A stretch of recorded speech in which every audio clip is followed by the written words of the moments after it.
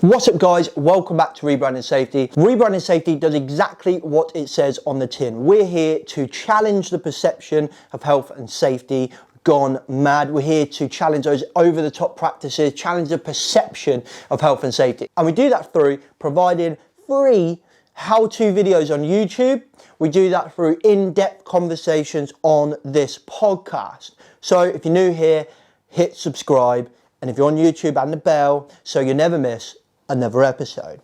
Today we're talking about rebranding health and safety training. Today's guest has over 15 years experience in the construction industry, working as an IOSH Safety Trainer / instructor and HSEQ advisor. And in his new role today, he's a head of training HSEQ. So that's Health, Safety, Environment, Quality. It's an opportunity to drive positive change through training. He's had a really interesting point on how he thinks that training should be higher up the hierarchy of control, which is a great point, and it's an interesting point to make. So in today's episode of Rebranding Safety, we're talking all about training, health and safety training. We're going to chew the fat. We're really going to get into some of these bits, and we're going to go heavy on some parts and just fly over other. That is the nature of a conversation, trying to fit it in a 1 hour podcast. If I'm honest, I probably could have chatted to Roy for ages. Oh, I've name dropped. His name's Roy Lovelock, by the way. So make sure you listen to the end, because at the end I'm going to give my 2 top tips for improving health and safety training, and Roy's going to give his as well. So you're going to get 4 tips on how to improve your health and safety training, how to deliver great training. Obviously, there's going to be some amazing stuff through there that you'll probably get loads, so maybe listen with a notebook. So without further ado, let's get into today's podcast.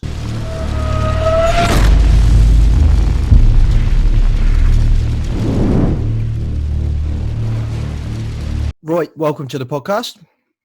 Thank you. Good to see you, James. And you, mate. Did you enjoy Christmas, New Year? Seems like a long time ago now, but yeah, It really does, it was yeah. good. Catch up with family and shenanigans. So yeah, it was good fun. Good. Back to the grind now. Mm. Okay, why don't you start by introducing yourself, and then we'll just go from there. We're going to have a chat about training. I think we're both like-minded, but why don't you just introduce yourself from there, and we'll go from there.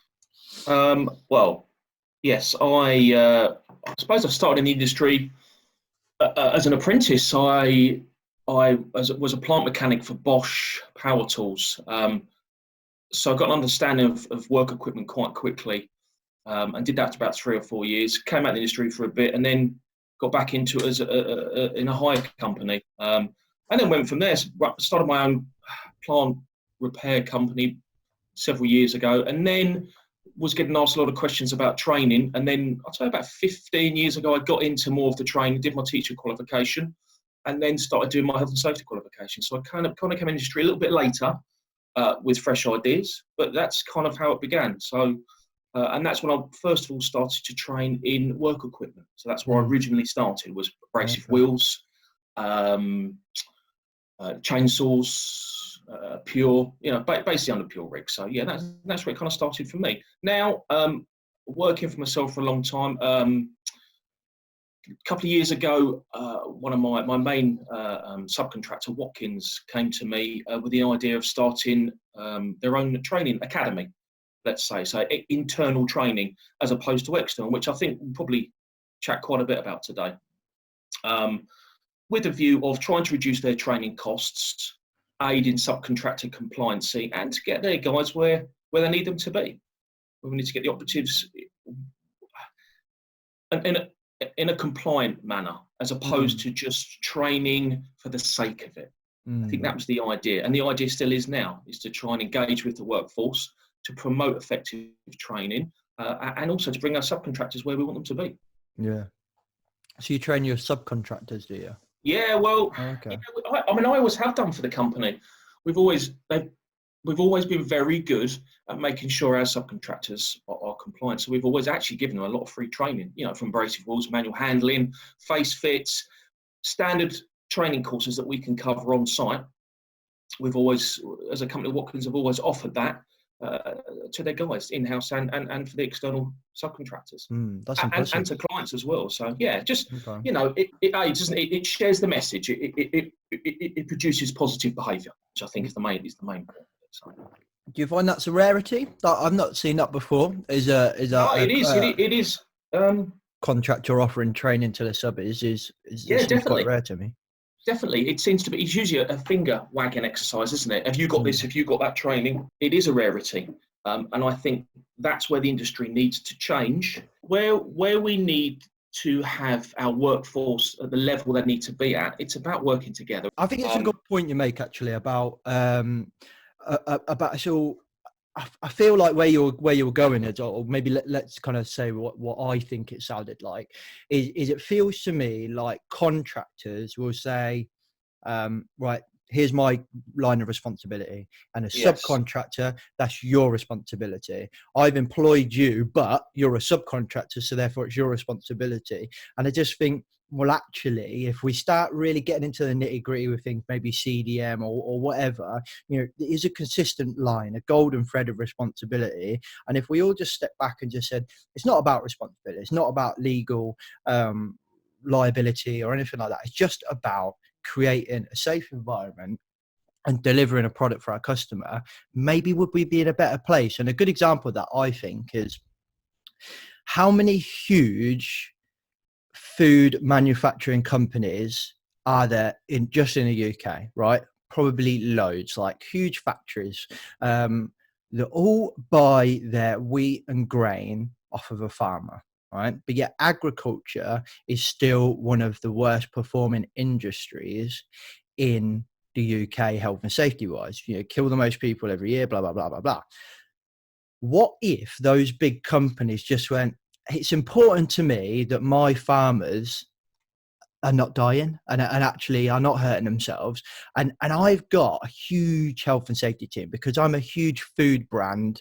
And I don't want to mention any brands in case you get told off, but let's say MacPherson cereal, for example. And I've got a load of local farmers and I've, think, I want to keep it local, blah, blah, blah. But I've got my own health and safety team. What if I just went, hey, do you know what? I want you to spend like 1 week a month just not auditing our farmers or anything like, just go there, help them, say, hey, what are you struggling with? Is there anything I can help you with? Do you want any training like what you're doing?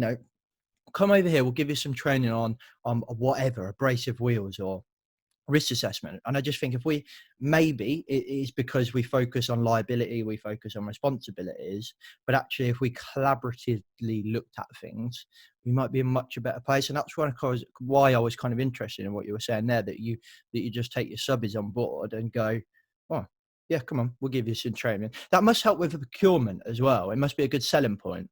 Oh, massively, because I mean we're constantly talking to our clients about training and offering, not just training, but we're a member of the IOSH's No Time to Lose campaign, which we've not just joined, but we've actually supported with equipment we've purchased and information we're telling people. I feel like the only way that we kind of break this plateau, which let's be honest, this is what I think everyone's trying to do. Everyone's trying to come up with this new safety differently, safety 2, whatever we want to call it. Everyone's trying to come up with this new way of doing things to make us better, to get to 0 or whatever. We can have all the arguments about that. But I feel like the answer is really simple. I feel like it's just being collaborative. Yeah, I really do think that the way we move forward, the way we break that plateau is we start working together and not against each other from a safety point of view. Absolutely. Absolutely. And that's the problem, isn't it? Is that I think I think it's probably a little more difficult than just being collaborative. I think the problem stems from an old system of training. And I suppose I liken that to when we look at the difference between training and education. Okay. We've all been on a course where we've gone home and the wife said, good day, and you've gone, I was on a training course today and it was boring, really, to be fair. Didn't really get anything from it. Whereas if we educate somebody, they go home, they've retained a couple of pieces of information that they'll then tell somebody else. And that, to me, is effective training. So when we look at it in any industry, and we'll come back to when you're talking about agriculture, because I think there's some I think a lot of ideas can be based around industries is like that. Some of the thoughts that I have regarding how training needs to be developed, because I think we're still quite old-fashioned in how we do things, and I think there is change on the horizon. I really do. You just got to look at difference, as we've spoken about. The leading training, health and safety recognised qualification, is now under the NCRQ. So much so that NEBOSH, I don't know if you're aware, made some big changes. And one of those changes is that they've gone down more of a practical route. So years the NEBOSH has been out, but back in last year, I think it was October last year, they've now they're now finishing up the old style qualification, and I think the general now, it goes to a more practical element, which is following the NCRQ. I think we're having change in the industry of training, and it really needs it. It really needs training, and across the board, agriculture, manufacturing, construction, it really needs a shake-up, and I think it's coming. I think it's coming with like-minded people like ourselves. I think it's coming with bringing on clients, subcontractors, and working together and spreading the word. And I think it's coming with we've advanced with our ideas on how we can train people.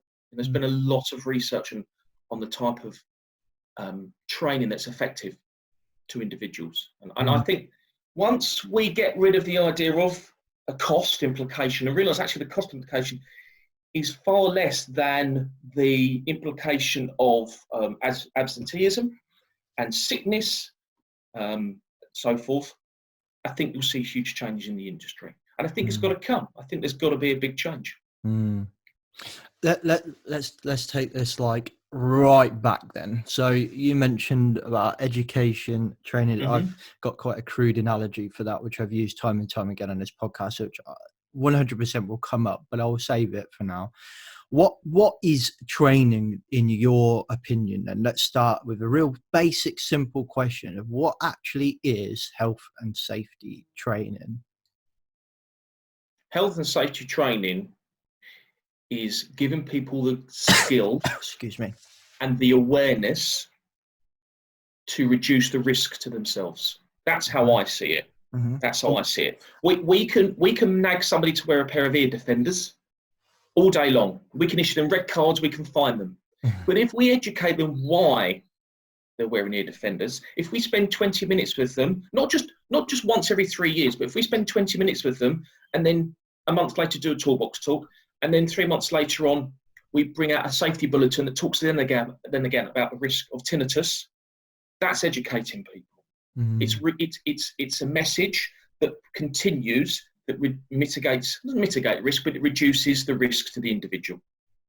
That's, to me, that's health and safety training. Yeah. We can talk about compliancy, but to me, that's where we stand. Yeah, I don't like the word compliance, but we will yeah. So I think there is where am I going to go with this? I've got like 5 million things coming into my head that I want to talk about. Okay, what does it, in your opinion, it's like, I think when I say to people, right, what in your opinion is health and safety training, they all describe the room essentially. So they all say sitting in a room, PowerPoint, somebody telling me what to do, and I think that is a method of training. E-learning is a method of training, or actually I think the better way to say this is they're all methods of education. So education is the all-encompassing word. What we're trying to do is educate somebody on either physically how to do something, or why we do something, or all of the above. And then training, so let's assume training is face-to-face physical engagement and training. I'm a trainer, you're the trainee, pick up this extinguisher, squeeze the nozzle, blah blah blah. E-learning, that's like, I've always called e-learning more like education, but from the point of view it's kind of theory based, sitting there watching something, doing something, whatever. And you could even say that the classic idea of training is just that, sitting in a room watching PowerPoints, be that right or wrong, it depends on the trainer, I suppose. But that you're more educating somebody and not physically training and so on. I'm probably arguing about semantics here, or not arguing, but talking about semantics of what use of words. But then you've got like kind of like coaching, which you might kind of relate to like the old, like kind of like shadowing schemes and things like that. But I think there's so many people think on the point I'm trying to get to. I know you were talking about waffling and now I'm waffling. The point thank you. The point I'm trying to get to is that we stem our growth by thinking that training is such a simple one thing. It's a room, Absolutely. people at a PowerPoint. And when I sit in a room and say, so I'd sat in a room with a business and said, right, we need to look at training. Oh yeah, we can buy a trainer. We do training. No. You do one method of training. I'm talking about having your health and safety people become a bit more of a coaching mindset instead of a checkers and auditors. I'm talking about doing face-to-face training and e-learning and safety bulletins and having, you could call them safety moments at the beginning of a meeting maybe, and we say, hey, right, we're just going to talk about asbestos today, and somebody gets up and goes blah, blah, blah, blah, blah, about asbestos. It's like 5 minutes long. Done. That's it. We can have a chat, whatever. All of those things are training.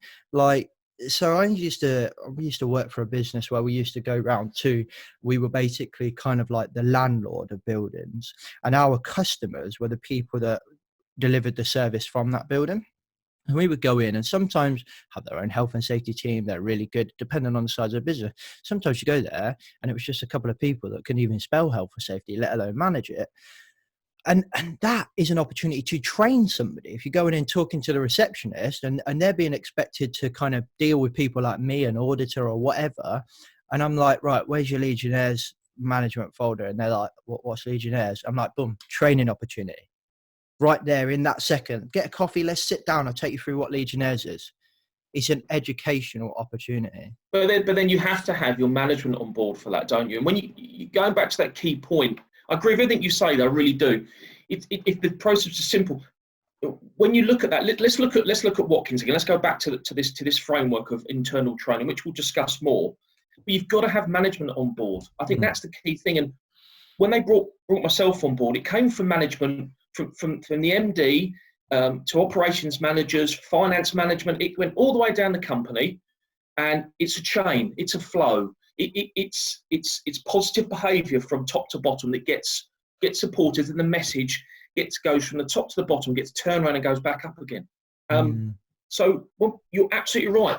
Why is the lady on the reception, when we talk about, where's your fire risk assessment, and she has no idea? You want your receptionist to know what you're talking about, where to find that document, and to be actually engaging positively with other members of staff about those areas. Otherwise, you just have the tick box mentality, which as an issue we're trying to come away from. So those points are key. That very important that we try and promote circular in a company training, that we're enforcing the ideas of a safety culture within. Let's go back. You were talking about types of training. You were talking about e-learning. I don't know if you were aware, IOSH did a research last week into multi-sensory augmented training. And we talk about cost as well. So they've now got, where we've got the virtual reality, which I think is it's had its issues from domestic to business use. It's had its issues, but it's moving on still. They're now looking into the multi-sensory, which is where you're tackling a fire in the virtual reality world, but in front of you some heaters with fans with fins on that would guide the heat towards you. I don't know if you've seen it.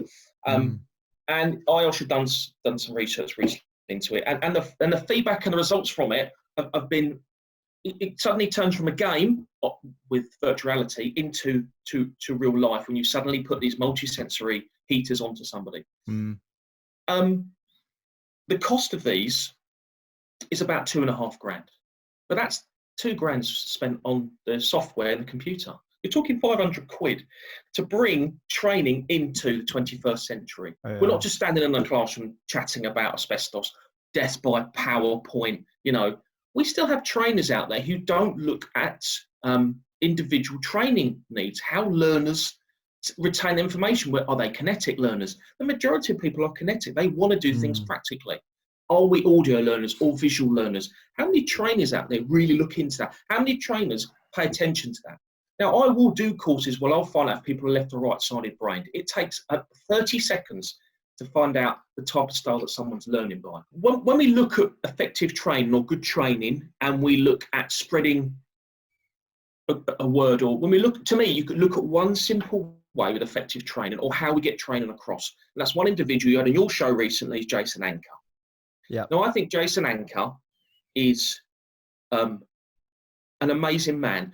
But my reason why he's an amazing man is not because he's received his MBE for the charity work and the work that he's done.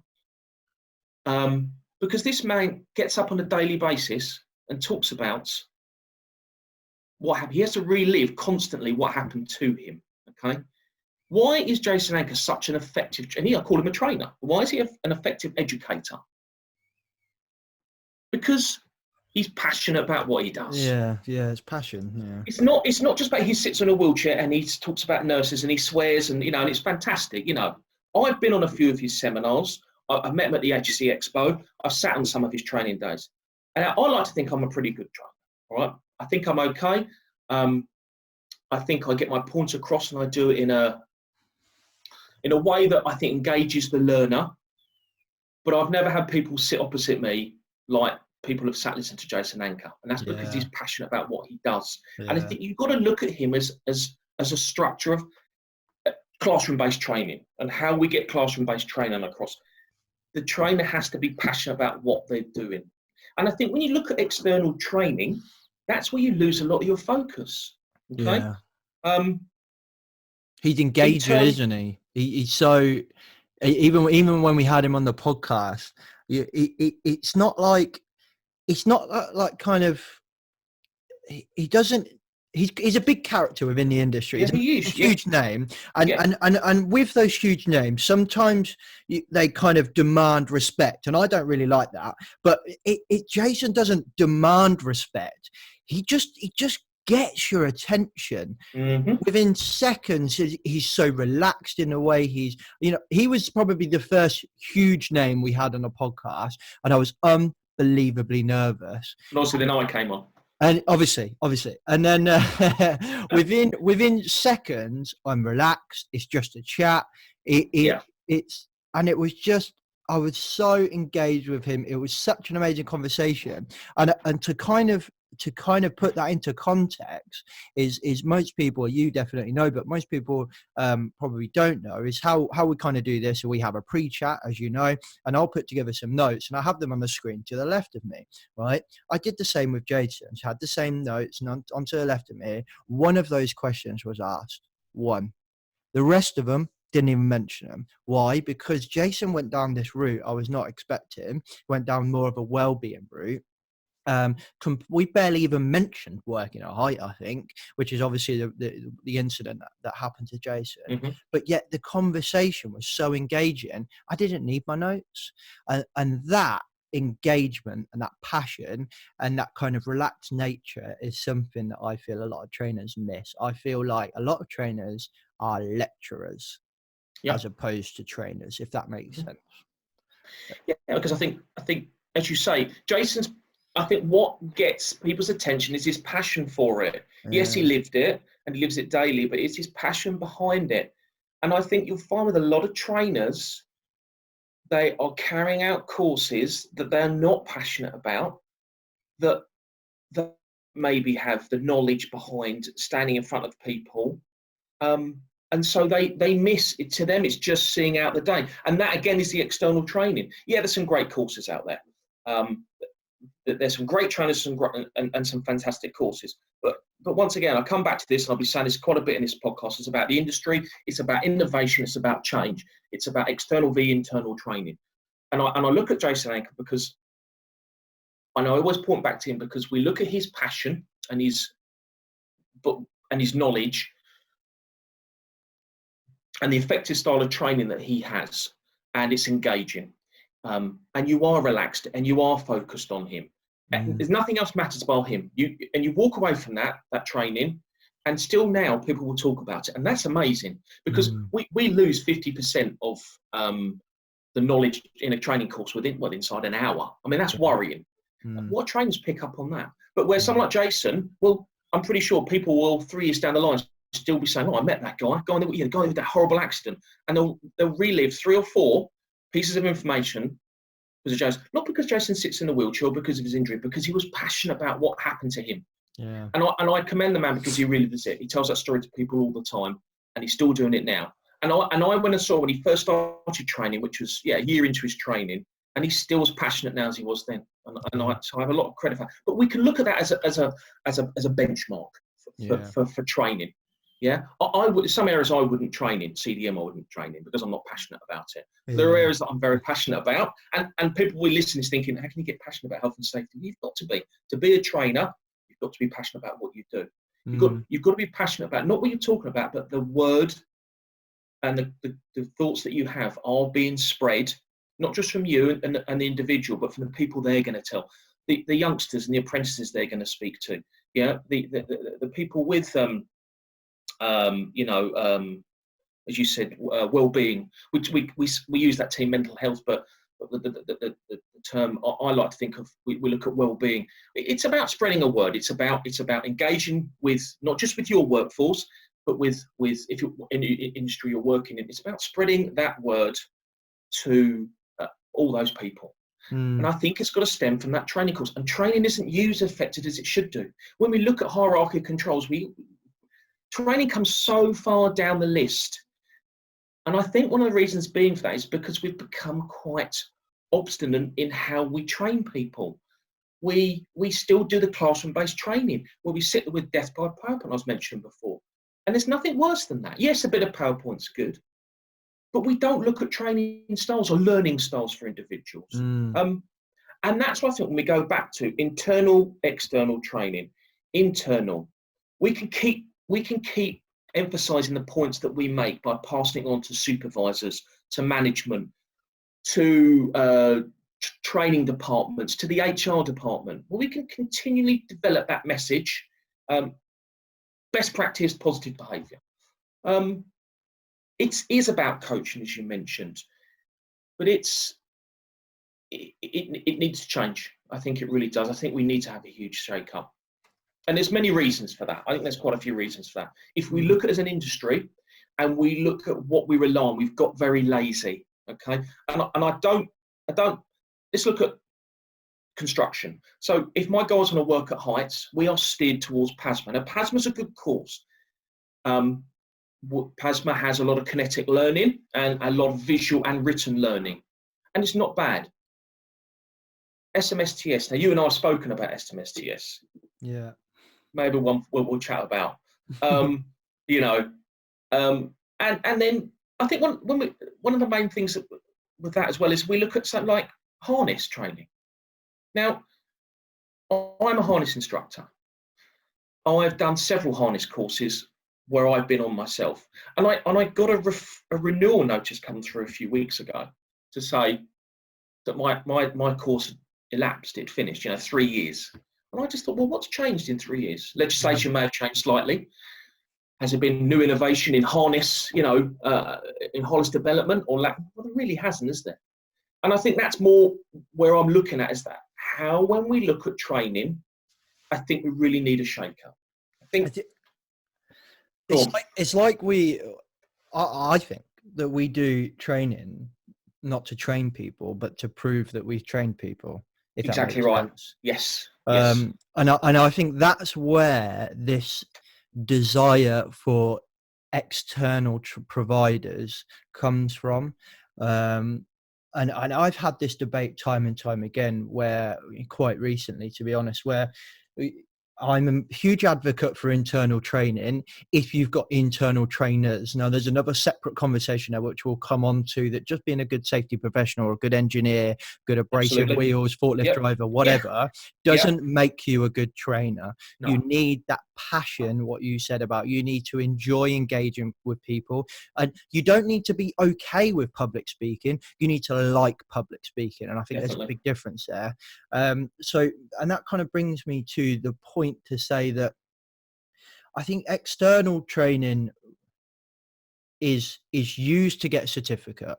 I think that courses like IOSH Managing Safely, your SMSTS and all these things, it's for a badge. That's all this is, and it's a real shame. And when I've said, well, what do you need that badge for? When we need to be able to show, in case something goes wrong when we're in court, that we've done the training. I'm not being funny. If you're in court, the training didn't work. Oh, no, definitely So it's too late anyway. Oh yeah, but it could minimise our claims or in the civil courts. Yeah, it could 100%. Yeah, 100% that could. Why don't we focus though on delivering, educating people so that we don't end up in court?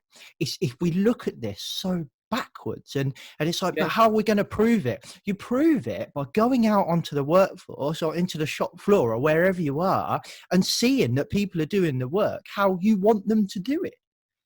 It's not hard.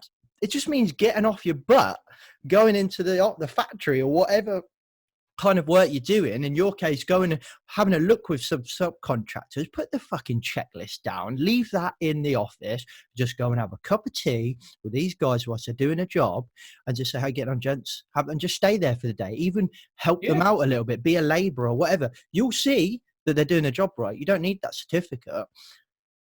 And that's probably why I'm so very passionate about creating internal trainers. However, I will caveat that to a point that I understand that there are financial benefits of going to external trainers. So, and I think, but is there? I think there is to a point. I think it depends on the business. So, I think if you're a very small, it's difficult. If you're a very small business, I could and you're trying to train people on something very specific. I don't know. If you're like a small engineering business, you're going to employ welders, for example. Let's say you need to weld, and then someone comes in and said, "Oh, have you trained these welders?" And we're like, "Well, I don't really need to train these welders because they've been welding for about 40 years." Absolutely, yeah. But I can understand in the current, I think what we have to acknowledge, Roy, and this is a hard thing, I think, for people like me and you that want to jump to this world where, I want to jump to a world where we have no certificates, we have no checklists, we just get shit done.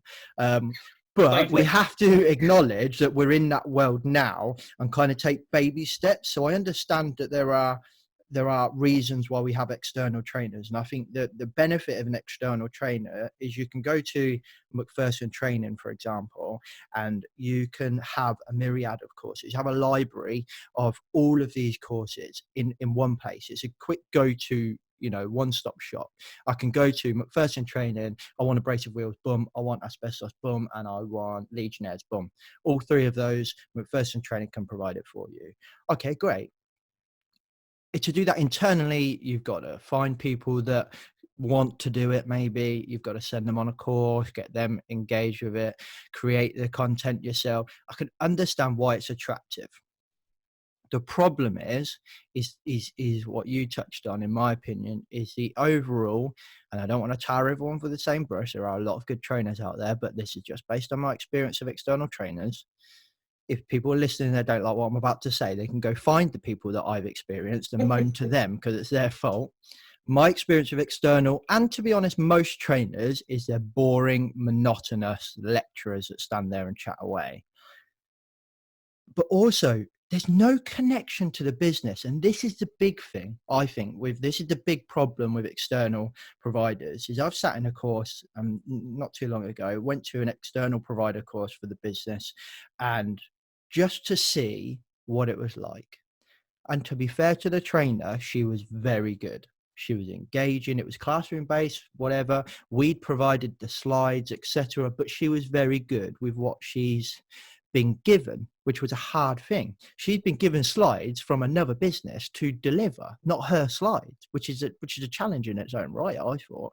She's been given all these slides, but she was very good. She was very engaging. The problem was, if I went, hey, how we actually do it at MacPherson business is like this. Is that right or wrong? And the trainer's like, I don't really know. It's up to you. And it's that connection, because they're external. They don't have that connection. So I think you can use external trainers, but you need an internal person, because I was there to observe the training. I was answering all the questions that the delegates had, because I was the internal health and safety person. And how many guys would do? I mean, there was about it's funny. 15. I did an asbestos course last week. Okay. And I won't mention the client's name. But beforehand, I asked them why they got me here, and they'd explained they'd found that they're building a bridge, and they'd found some stuff, asbestos-related products in the ground. So I said, look, how far do you want me to go? It's only awareness course. Awareness. Where do you want me to go with this? Yeah, I know. Where would you like? Where do you want me to go with this? You know, and I don't want to jump. I need to sit on the fence, but at the same time, I don't really want to sit on the fence. I'd like to just be able to let the guys know whether at risk, whether not at risk, and put their minds at ease. And they were more than happy for me to do that. So we kind of agreed on what I could say, and I did spend 20 minutes at the end putting their minds at rest and so forth. But that's the difference. I've been on so many courses, external courses, where you leave questions down. Think about training in its own right. We're talking about in all industries where we're talking about adult learners. Okay, what do adult learners want from a course? They want answers to questions. Okay, they go in with the ideas and thoughts. They go in with their own knowledge. A lot of them have got a lot. We've all had that with guys who have got a lot to say for themselves. How you deal with those is another way. I've got some of those on the company who have a lot to say for themselves, so I have to train, and you've got to deal with that. But the majority of learners, adult learners, are self-motivated, and they have a need or thirst for knowledge, and they want those questions answered. So to give them the finer points on a PowerPoint and then to leave them without the questions answered, to me, it makes the training totally irrelevant. Yeah. In talking about what you just said, that makes it completely irrelevant. So yes, agreed. External training, it's a great, because if you just have internal, I think it leads to that term group thought, doesn't it? But if you get an external client, or an external trainer, sorry, they can bring some new innovation and idea in that then stops it listening just to my voice drone on. Because I wouldn't want my guys just listening to me all the time, my dulcet tones. No, you want them to have some influence. And we've got some very good external trainers. We've selected a few that are fantastic, especially our STS. They're a very good company. And every bit of feedback from my guys is that the course was very educational, but what was in it wasn't really practical to them. So it's funny, my issues with the course, not with the training provider. The training provider are actually very, very good. Yeah. So, yeah, in answer to your question, what you're saying, there is a scope for external training, but then it's how it overlaps with where we look at internal, how far they go, and that's one of the issues with the external side. Plus, it's expensive, and that's another issue with it as well. Yeah, and as you say, in a real world, we want everybody just to be able to go about their job safely, you know. But we won't get there. But what we could get to is to a point where we don't have to constantly look at the refresher every 3 years. That's another issue that we'll talk about that I struggle with. I struggle with the whole refresher training that we leave people. We do a first aid course, but we leave 3 years. Look at the NHS, okay? Now, we've all got our own thoughts and ideas about the NHS, but the NHS on training works very, very well. They'll do some patient manual handling training. They don't just then renew it in 3 years. They'll renew it in maybe 18 months, but they have coaching. They have link nurses during that time, continually spreading that word of what they were taught. So they'll go around, like you said, and they'll do spot checks to make sure, and they'll go and have a cup of coffee, and they'll go and make sure guys are doing things right, and they'll put them right. Oh, do you remember?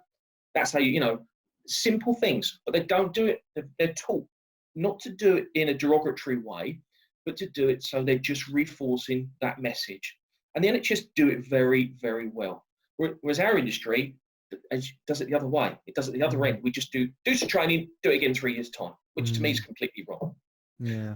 Unless it's guys in our position, guys and girls in our position who have to do CPD, which we'll talk about. But that's where I think we should be looking at. I think it just solidifies a point. I think it just solidifies a point that all we're doing is just doing it for the certificate.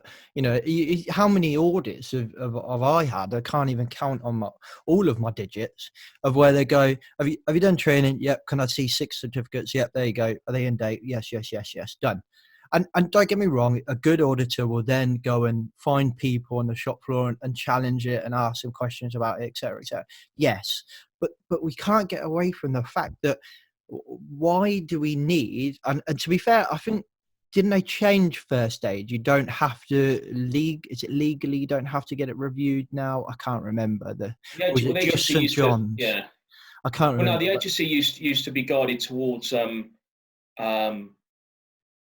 was it 3-day, but they pulled away. I'm not totally sure myself. And you used to have to, either it was in guidance or it was just St. John's Ambulance or something, I can't remember, but you used to, it was kind of unwritten law that you had to get it reviewed every 2 years, 3 years, whatever it was, and they kind of got rid of it a few years ago. It's a long time since I looked at it, so it's a bad example, to be fair, but it is like, I've always used the example of forklift driving, right? So you have to renew your license. I think it's every year now with forklift driving. But yet you can get a driving license on a car that goes 70 miles an hour. You can go faster if you want to. You can go 70 miles an hour. And you get your license when you're 17, and you never have to renew it ever again. You never have to go on any refreshers. Not till 127. Exactly. And how many people die on our motorways or in cars compared to how many people die from abrasive wheels or bad first aid or Legionnaires or asbestos or, to use my example, forklift trucks? It doesn't make sense. It's like we are backwards. And it's like, why? Because I'm not being funny. Old people are probably the worst. Young people and old people are the worst drivers. Other than Audi, BMW drivers and all that crap, all right, they're the worst because shit's changed. The culture's changed. How we drive has changed. The roads have changed. The cars have changed since my grandma, for example, even though she doesn't drive anymore, thank God, it's changed since she was 17 or whatever it was when she could drive. But yet we don't renew our licenses. I think that there is proof that we've got it backwards in our work environment. Absolutely. And then they get it right. If someone's caught speeding, what do? We educate them. We send them on a course, and we send them on a course for, was it half a day, and they're educated. And I spoke to someone recently who was telling me about the course that they went on, and they said, "Oh, do you know what? I've completely forgotten about this. If there's lights down a road, it's 20 miles an hour, 30 miles an hour. 30, yeah. But he said, I've forgotten about that. I did it in my highway code. I did it when I did my test 25 years ago, and I've completely forgotten that point. And that's been out since like 1947, you know. Yeah. And that completely, you know, proves your point. Proves your point. Yeah, absolutely. Yeah. I did the I've been on a speed awareness course. Do you know what? I had a feeling you were going to say that, mate. I'd have put money on that. As a safety professional, I'm obviously a hypocrite. I won't tell you how many points I've got. I'm a much better driver now. When I was young, when I was younger, I like to think I still am young, but when I was younger, I did just drive like a twat. I will hold my hands up. But I went on a speed awareness course, really nervous. I don't like being told off. And I thought I was going to get told off for half a day. And you know what? I wasn't. I was educated. There was things that there were 2 gents doing it. They were very good. They were engaged. They were passionate. They made it entertaining. It was funny. They really got the group going. You know, you do the go around the room and you say, "Hey, Roy, how fast were you going?" "Oh, I was doing 32 and a 30. "Oh, naughty you." Next one, "Yeah, how fast are you going?" 35 and a 40. "James, how fast were you going?" 82 and a 50. Like, in your BMW, yeah? It was an Audi at the time. In my defense, it was a temporary speed limit, which I thought was finished, but it wasn't. Yeah. Oh, that old temporary speed limit, was it? Yeah. But I was still speeding over the national 70 anyway. But that aside, it was really good. And I just think, why don't we do this proactively instead of reactively when there's more and more people dying every year on the roads? Yeah. But yet, if you go and learn, do some training on, I don't know, frigging how to use a drill at work, the first thing people ask is, when do we have to renew it? It's like, exactly, and that's what I get. That's what I got every course, and we've already got it in the system how we do it. We have to do it with CPD. Look, look at. Okay, so I teach the IOSH Working Safely course. Now, that's a brilliant course for many reasons. One of the reasons is, one, it doesn't have a refresher day, and two, it steers away from a lot of legislation because for the learner, which is another point in case. But we'll keep to the main point about training when we talk about that. To me, we miss the point. We are backwards, because where we should go is that we put someone on a training course, but then we don't leave them for 3 years. Just leave them be for 3 years or 5 years with some courses, and then they do the same course again. There should be a gap. There should be something, not just in the middle, but then moving on forwards. We don't do it again in 5 years, but we do an abbreviated course. Why are we giving people time on site predominantly, or a couple of hours? What would, with our continual professional development, I enjoy reading articles in magazines. I enjoy putting what I put into practice down on paper and put it in the CPD seminars that I go to. Now, they're all coaching and training. We need to engage in more of seminars, and that's a big thing. But that shows every year that I'm still on top of the industry and the training that I carry. I'm on top of the new innovation and the new ideas and the thought process. Why aren't we doing that for our learners? Why do we put someone on a, let's say, abrasive rules course, all right, which hasn't changed since, the only thing that's changed the abrasive rules course is the title. It used to come under the Abrasive Rules Act, and now it's under Pure. But nothing's really changed. There's been a few small changes, but nothing you couldn't have learned in 2 hours, 1 hour a year doing some CPD yourself. Googling, let's be honest, we'll know how to do it. Google, abrasive rules, my latest thoughts or ideas. And that information will come up, and we get that down onto paper. And then, it's when you then talk to other learners, you give people the time to talk to each other as well. It's just about positive behaviour. It's about coaching. It's not just about us coaching our guys. It's about our guys coaching each other. It's about them talking to each other about things. Toolbox talks. I think it's a really valuable lesson. But all we ever have is a supervisor standing there going, right, lads, what we're going to talk about today. I tell our guys, mix it up. Get one of the subcontractors to do it 1 week. Get the guy who thinks he's the clown on site. Get him to get involved and to do it. Yeah, because people take from that. Simple ideas and simple changes can change the system. There's a huge value in that toolbox talk piece that you said about getting other people to do it, and it works. And I tell you why it works, or why I know it worked, is we did something similar in an old job that I used to work at. It was a distribution factory basically, and we used to have regular safety meetings, etc. And we started doing this thing called a safety moment, right? I can't remember what we were going to call it, something else, but I wasn't allowed to call it that. And they said, "Oh, call it a moment." I was like, "All right, whatever." So we did it, and it was basically, like I said earlier, about 5 minutes, probably not even that long, of me talking about a subject. It could be asbestos or something that happened in the IOSH magazine, and I was like, I'm going to talk about this, and I put together a little PowerPoint presentation. I did it twice. And then I said, right, did everyone enjoy today's moment? Yeah, they did. Well, FYI, I will do next month's meeting or next week's meeting or whatever it was. After that, it's going to work around this table, and you are all going to go away, pick a subject, one a week, not everybody, just this person this week, that person next week. You'll go away, you'll pick a subject, or we'll have a conversation, and we'll kind of come up with a subject. You're going to put together a couple of minutes of a, it doesn't have to be a PowerPoint, but it can be if you want to. It can be an exercise, whatever you want to do that fits your style. I don't care. It was only a small meeting. There was only like 6 people in there. So it's not like it's out of their comfort zone too much if they don't like public speaking or anything like that. Small group, go away, off you go. Everyone kicked off. I think I even had a complaint to my manager. But I said to my manager, you can shove off. We're doing this. And I'm telling you now, if it doesn't work, and in 6 months' time, we get no value out of it and people are still moaning, I'll stop. And I'll hold my hands up and I'll say, yeah, it didn't work. That's fair enough. But I think this is going to work.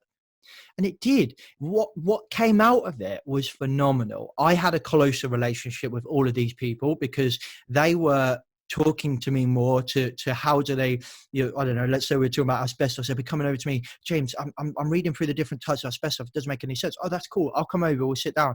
And then the key thing is about 2 or 3 months in, a lady came over to me in my boss's office, thank God. It was good timing, and she said, I just wanted to say about that safety moment, mine was last month, and I probably learned more about whatever subject it was getting it all ready to teach people than what I ever have ever.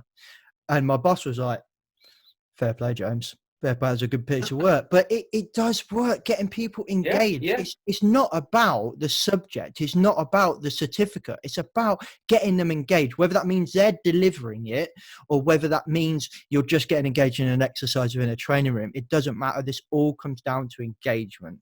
And the ideas we were getting were phenomenal. We were having people we had one gentleman did manual handling, and I could have kissed him because he went, right, I'm going to talk about manual handling. And he went, I'm not going to do a PowerPoint. We're going to go out on the factory floor. And I was like, oh, you beautiful man. I've seen trainers do worse training jobs. And this guy was like, come on, we'll go out there. And he was just showing people how to lift a box in the environment where they work. And I was like, oh, this was amazing. And this was just a factory worker. One question, mate. Did you learn something from that personally? Oh, yes. I mean, I come up with ideas. I feel like the best thing I learned was the potential and the knowledge you have on the shop floor, which you overlook. Yeah. I think that was the biggest thing I learned, that there are, I'm not going to say I didn't think, it just sounds like I thought at the age that everyone was stupid on the shop floor, and I probably didn't. But at the kind of young, arrogant age, I always thought that when it comes to health and safety, I knew more.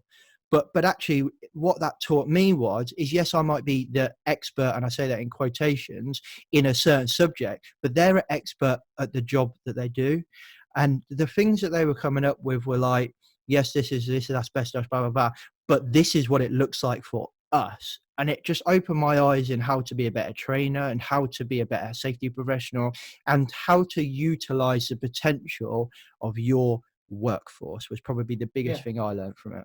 Absolutely. You know, regardless of titles, you're one of them, you work with them. Exactly. And they've got to, not only have you got to be out, they've got to trust in what you're educating them on, but you've got to be able to take from them as well. I think that's one of the most key things that we'll talk about later on, about a couple of points of looking at good trainers. I think that's really one of them, about how we engage with our workforce and how we listen to them. Now, I'm going to name drop a client. One of the clients who work with Mount Anvil, they have health and safety coaches. That's their title for us guys. They got a guy called Tom. Now. Yeah.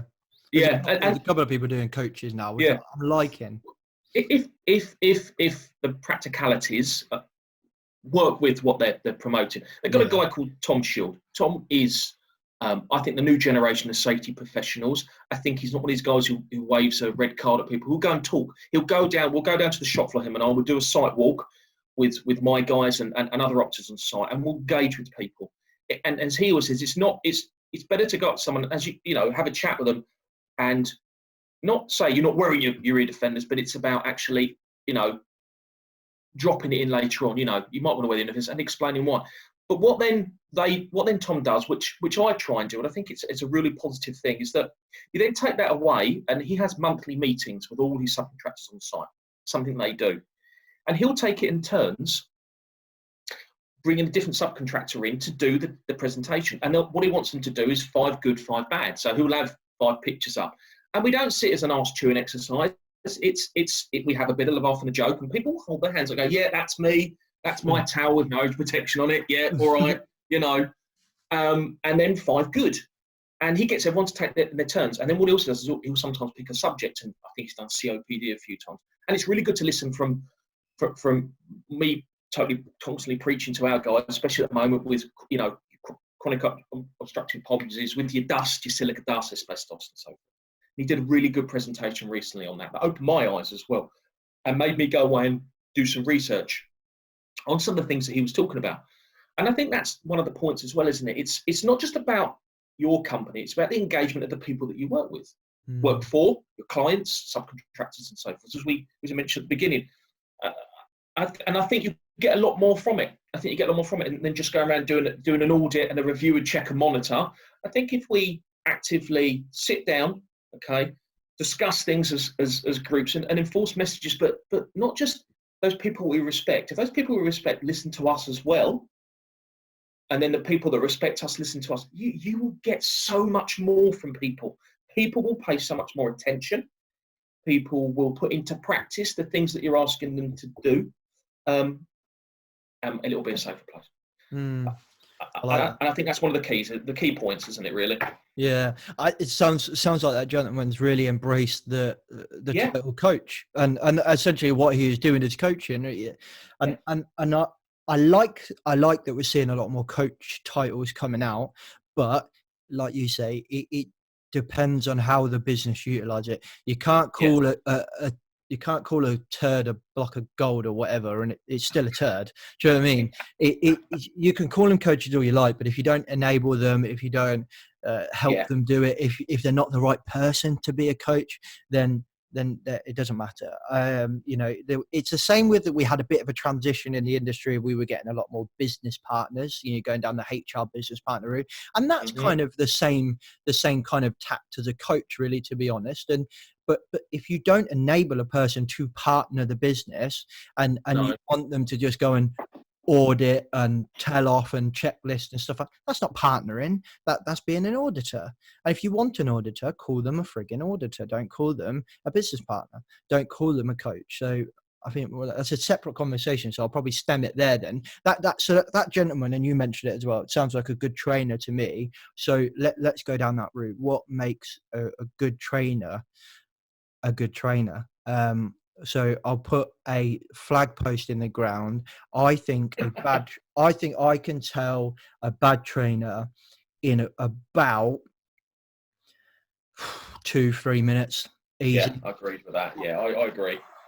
Yeah. I think the first warning sign is if the first slide of the PowerPoint says Health and Safety at Work Act 19, blah, blah, blah, section 1, and you just think it's going to be a long day. Yeah. It's going to be a absolutely. long day. Yeah, or the worst point is that they go to the PowerPoint and they before they've clicked on, you can see the amount of slides they've got, and there's 142 in the presentation for a 2-hour course. Then you've got a trainer who really just doesn't really know their subjects, and they're just relying on what the screen's telling them.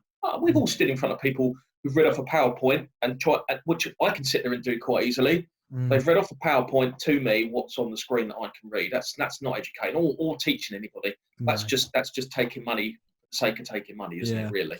Yeah, there does seem to be like an addiction though to PowerPoints. Like I try very hard if I'm asked to do training to try to force the client or the internal client or whoever it is to avoid sitting in a classroom and going through a PowerPoint. But even sometimes the clients want that they don't get it. They'll be like, oh, can you send me over a PowerPoint? I don't want a PowerPoint. I want to take these people out around the building, around the shop floor, whatever. Maybe there's like 2 slides or whatever. So sometimes I feel personally, sometimes I have been forced. I've only been given a room and said, off you go. That's all you've got is that room. And it's like, that's hard. So you then as a trainer have to be really engaging, which is a challenge sometimes for some people. Well, I've just applied for accreditation. I'm not going to say who with. And the first thing they wanted was my PowerPoint presentation. And I thought, well, I don't have one. So we're going to have to create one, basically. Yeah, that's exactly. What makes a good trainer? Subject knowledge, I think, is a must. It's a real must. If you look at some of the good trainers at the moment, they're all ex-armed forces. That's a big one. A lot of the armed forces are coming out. They get paid an amount of money when they leave to retrain, and a lot of them going into training. And I've been taught by a few. Actually, several. I did my CPCS recently with with Royal Artillery. They just know how to engage with you. They know what level to come to. There's so many things makes a good trainer. You've mentioned before in your podcast about swearing. There's nothing wrong with that. There's nothing wrong with who you're engaging with to change the language and the tone of what you're doing. You need to with some people to engage on their level. You absolutely have to. There's some people you do it to, some you don't. I find there's a power in it as well. Like I find that I've been in a training class and delivering training, and sometimes I will just put the F word in the most randomest point, just to tell the room, hey, I'm not what you think I am. Exactly. I'm not That's the this kind of point. trainer that you think I Yeah. am. And you can Yeah. just kind of see people go, and they relax. And obviously it does depend on the room. I'm not stupid, but it's also like we're all adults. And if you're that offended by me saying the word fuck, you really need to look at your own situation. But before I get on my soapbox about swearing, let's move on from that. But I think you're onto a good point there. I think, you know, it is about engaging with those people. And it was interesting, actually. I've just done a recorded conversation. I've not published it yet, with two ladies from America that wrote a book Yeah. called IX Leadership, and it's they'll kill me for comparing to this, but it's kind of like the DISC profiling and the Myers-Briggs and all that, but it's not that in very clear way. Is it much more about how people work? And when we were having this conversation, all I could think about was being a trainer and thinking how much this would help me. So basically they've got 4 different packs, very, very similar to learning styles, which you touched on earlier, which I think we'll come on to as we're discussing a good trainer. But they were saying like certain learning styles, you know, engage in different ways. So actually one learning style would actually prefer a PowerPoint with loads of bullet points because that's how they like to do stuff. And I was like, oh, okay, that's interesting, because as a trainer, you're told to avoid that, or as a good trainer, you're told to avoid PowerPoint as much as possible. I only use PowerPoint, and I think all trainers should only use PowerPoint to have a quick look and go, right, that's where we are, and just remind yourself, okay, that's what we're talking about. If you go off on a tangent, that slide is there to say, that's what we're talking about, and just give you, not the class, because you want them engaged with you, I think, you an agenda, I suppose, a live agenda, in my opinion. But that was very interesting. That podcast is going to come out soon. But yeah, carry on. Sorry. What makes a good trainer? Well, no, just it also depends, as you said, depends about the group that you have in front of you. If we're talking about let's talk about an adult. Majority of our guys will be the adult learners, you know, guys who've been working. And you're about to talk to someone about abrasive wheels and how to use a grinder. They've been welding and using a grinder for 35 years. What am I going to teach them they don't already know? So it depends where you're on site. You know, let's go classroom based then. Do you know what I tend to do is when it's a newcomer, or the guys that I know, to me, I don't always look at it as trainer education. I like to think it's a bit more of a group discussion. Know that they want to get key points. They want answers to the questions. So we don't know the answer to everything. So if we don't, then you find out. You're going to give them a break. Instead of, you know, when you send them for that cigarette break, spend that 10 minutes, find out the information that they need. 1, they'll respect you. 2, you've learned something. And 3, you probably get a call back for some more training. But know your answer. I tend to as well do some, you know, we talk about, people may think, oh, you know, the swearing thing. But what things that I do as well is I'll often sit with them. I'll often keep a seat to myself in the middle of them, and I won't just stand there preaching. I'll make it very clear at the beginning that it's informal. That we look at the retention rates of the knowledge. As we've kind of already mentioned, 50% is gone within an hour. You know, what's the end of the day? What have you learned by the end of the day? You're down to 35, 40% of that information. So you've got to get key points across. Okay, you've got to know the subject you're talking about, and you've got to have the key points that you want to get across, that you want the learner to walk away and remember, and to then inform other people, as in, you know, in that conversation down the pub or breakfast the next morning. What did you get from today? Well, I got this from it. That's key. If we then look at, at Watkins, we have a program with the local college where we teach unemployed guys. We put them through their IOSH and we put them through the CSCS test, and we're getting them back into work. So really, it's a really warming. How do I put it? It's a real fulfilling. It's fulfilling kind of achievement. You step back after a day and you think, you know, I've helped 7 of those guys get a job. Well, you know, we've got them all through their IOSH. We've got them all through CSCS. We've applied for their CSCS card, and then they email you a week later and they say, "I got a job," and you just think, "Wow!" You know, so much so. One recently, I trained a few years ago, contact to say bought his first house. Now, I didn't cry at the birth of my children. I didn't, but I hope my wife doesn't listen to this. I didn't cry when I got married, but this brought a tear to my eye. Genuinely brought a tear to my eye. This guy was saying, this guy lived on his friend's couch. 3 years later on, he's buying his first house with his missus, you know, and part of that journey was that. So it's really rewarding, you know, it's really rewarding. But when I look at those learners, I have to do that very differently, because these guys are like baby birds in a nest. The majority of them don't understand health and safety. All they've heard about is from their peers, which usually is quite negative. So I have to start from scratch, you know. I don't really engage adult learners with legislation. They don't want to hear about the Health and Safety at Work Act. They don't want to hear about working at heights regs, you know. It's my job, and neither do I. Yeah, same here. So I leave a lot of that stuff out. But with these guys, I do a very simple summary. So look, a good trainer is looking at who's in front of you, what you're training, who's in front of you. It's about preparing yourself. Every course will be different. It's about being able to retain information they give you, learning from those people in front of you as well. Every course is different. Every individual will be different on those courses. And it's about being prepared. You've got to be on the front foot the whole time. Yeah. But be prepared to go on the back seat and actually listen to what people have got to say to you. Because you will get big characters who have a lot to say for themselves, and you need to hear them. You need to let them have their say. Not too much, but you need to let them say. So a lot of things make it good. To me, preparation, subject knowledge is very, very important. And as we said before, mate, passion. Passion's the biggest one. To make a good trainer, you've got to be passionate about what you're doing, not just about health and safety, but the course that you're talking about. If you're passionate, your attendees will get a lot from it. Okay, yeah, you will get, you will always have guys who are not with it. You know, you're always going to get that, and it's how you deal with that is differently. But yeah, to me, passion's key. Making a good trainer, I personally think. I think there is so much to it, isn't there? I mean, I like what you're saying about kind of having those key points. I've always called that kind of like, I say always, I wasn't born a perfect trainer. The last few years as I've been really focusing on it, I've kind of called it the golden thread. And I pick one or two or three very specific things that you can take away from this. So I've been doing a lot of fire safety training lately, and I said, you know, the key golden thread is for the people managing buildings, essentially is ask two questions. If there's a fire, will you know about it? So you're thinking about alarms and warning systems. If there's a fire, can you get out of the building? That's all I want you to take away from today.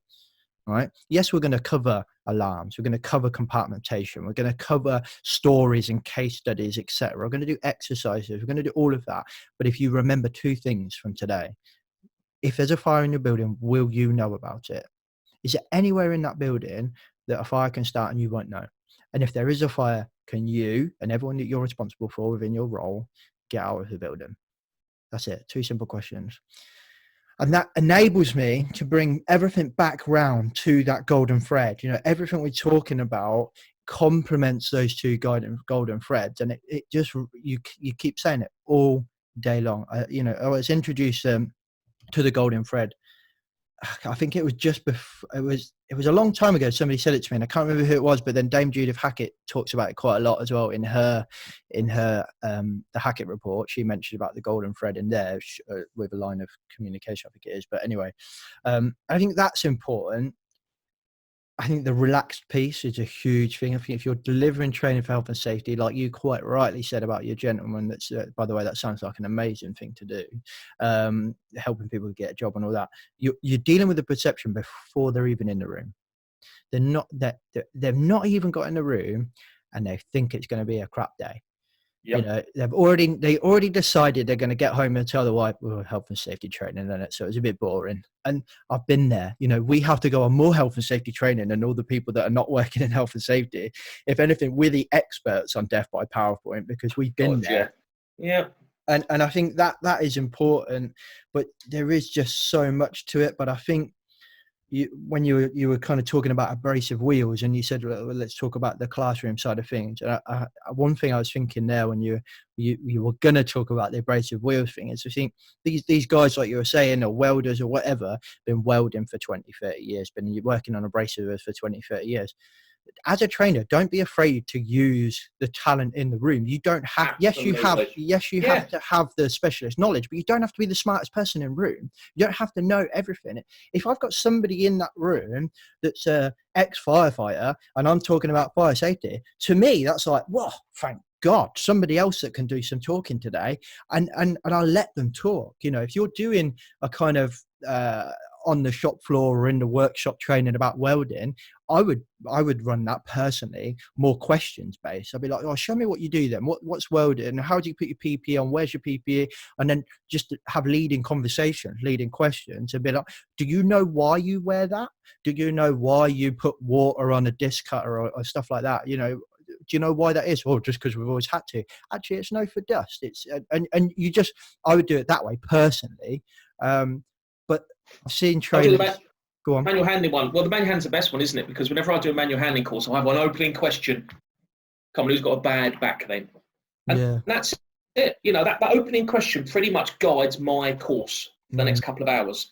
Because, you know, I've got lesson plans written for all these courses, but I never follow them because, you know, because it will go, my courses are arse about face, back to front constantly. You know, I'll talk about, I'm a big believer in manual handling training on how we look after ourselves. People are always in this belief that you've got to go and see an osteopath and a chiropractor. Well, 80% of backs will heal themselves. So Watkins, we actually produced a book on how to look after your own back. We've given to all the workforce and our subcontractors in line with some manual handling training to emphasise that report. So we're talking about when we train people, what we're doing, currently knocking out a load of manual handling training, which is backed up with this book on how you look after yourself. So a lot of my training is back to front.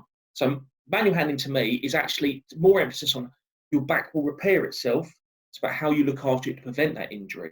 So when you ask people got a bad back, you'll have, you just think about it, 50% of people have had some kind of MSD in their time, you know, and you'll get, you got some old ground workers on the course, or I wouldn't say old, but or some scaffolding lads, because you know one of them's good for it. Yeah, I've had 3 discs removed and a prolapse disc, and and you'll always get, and even you've got youngsters, and then when, you know, who say, yeah, I'm 22 and I've got a terrible bad back, and that will start your course very well. And that's about understanding the course that's in front of you. So manual handling is a really good one for that, actually. Leaving the guys who've been on it because everyone loves a story. We love a gory story. Don't ever be scared to use that in your advantage. Yeah. People's tales to tell, woes and stories of woe, and you know, they love to tell. Yes, it's not great, but it can if it's proactive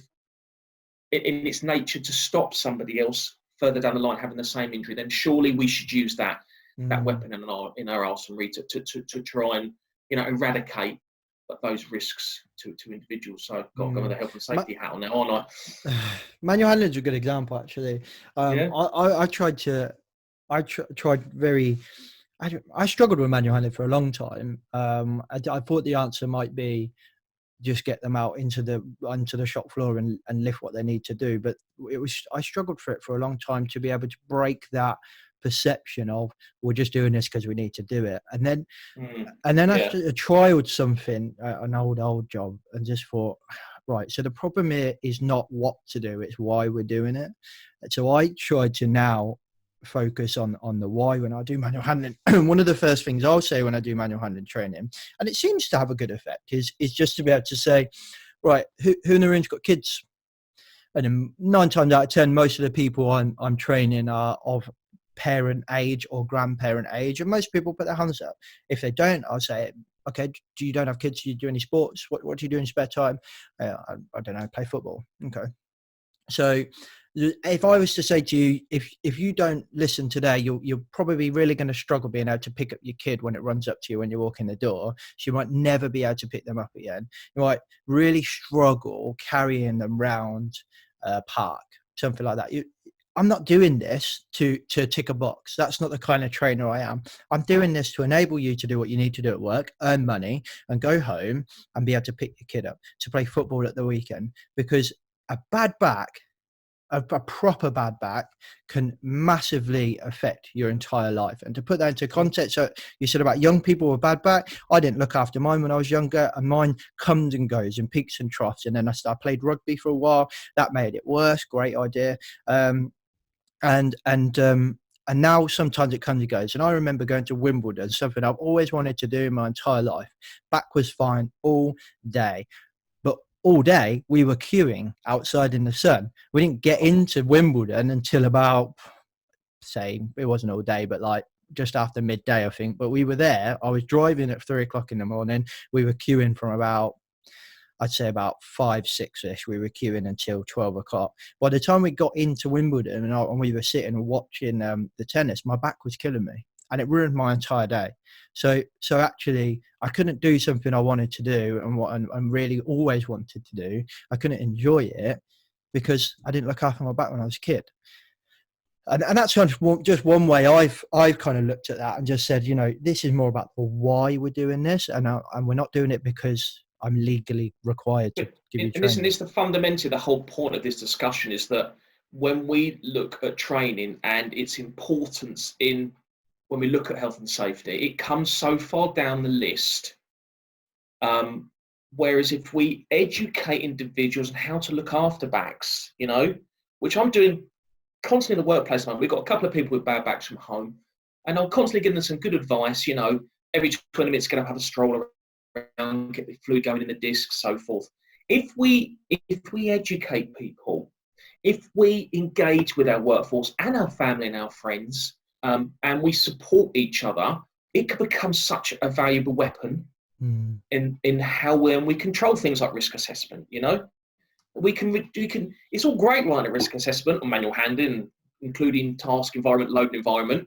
But if we don't educate the guys on why we're doing that or how they do it successfully, we're not going to get anywhere. So let's educate people on how to look after their back, and then hopefully we come about turn and we stop them getting a bad back in the first place. As with all courses, tinnitus, dust issues, we look at RPE, we look at respiratory protection, and it's our last line of defence. Yeah, we've got to eliminate, we've got to reduce, etc., etc. Completely agree with all that, no problem at all.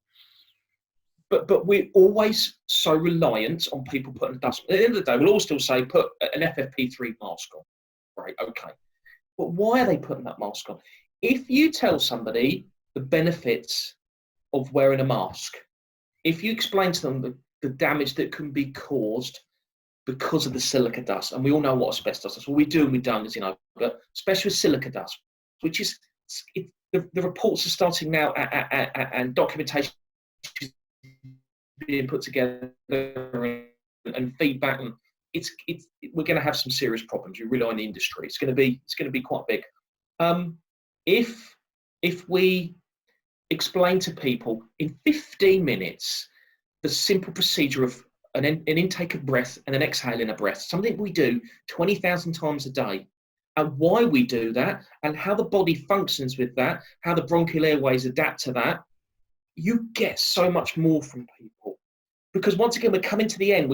We see training as the last point. It should be one of the key factors. Because we're training individuals, we're opening individuals' eyes.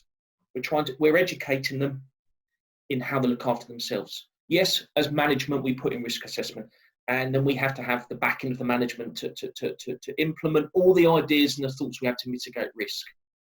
But if we give guidance, and we say training, let's not say that word training, and education, educate, guidance, group chats, constant, I say constant, but consistent following up of that information by, Talkbox Talk or Bulletin or going onto site and having a chat with people, you will see a reduction in injury, in sickness, and you'll get the benefits from that. And you're going back to that queuing at Wimbledon, okay?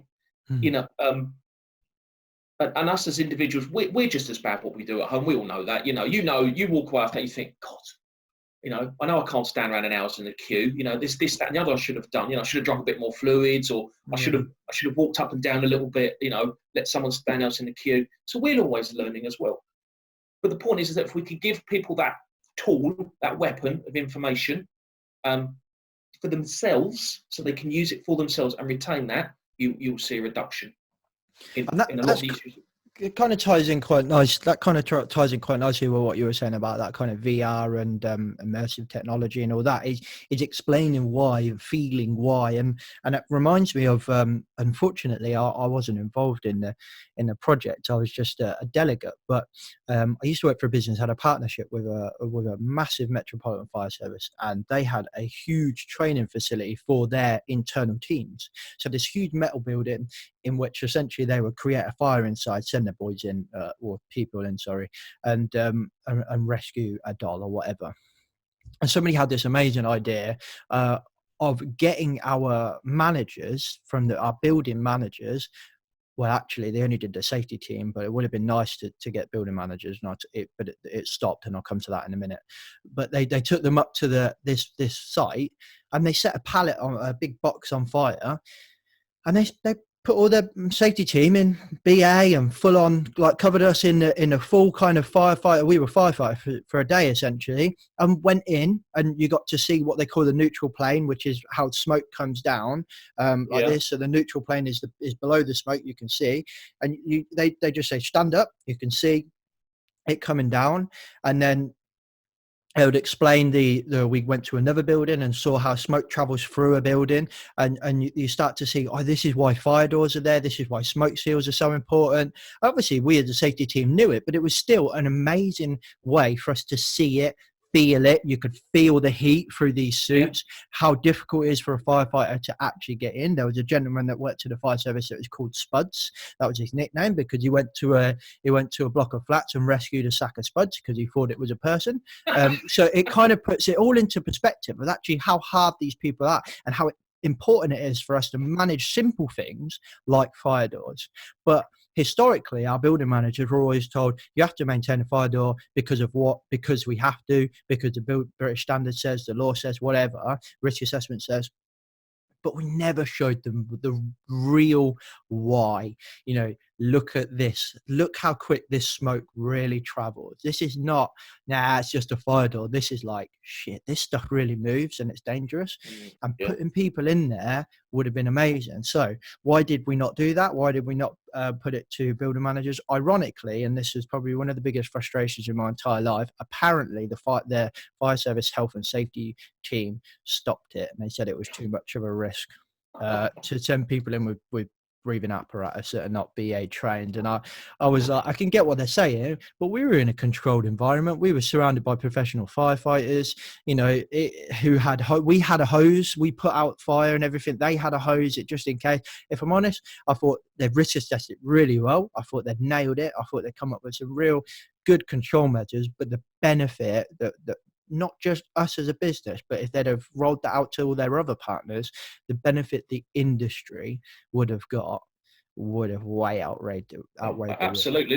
That study with the multi-sensory virtual reality equipment, the results were just the percentage of people, say, going from game to reality to feel like they were actually there was such a fantastic learning curve that. And it probably would make changes in fire as well. Absolutely, that you actually feel like you've been in it. If you've been in the situation, you're going to act very differently as if you haven't. So even if you've been in the virtual world and tackled a fire that we've all done, and I haven't done the multi-sensory version yet, which I'm keen to do. But I've done lots of VR, and it's very good.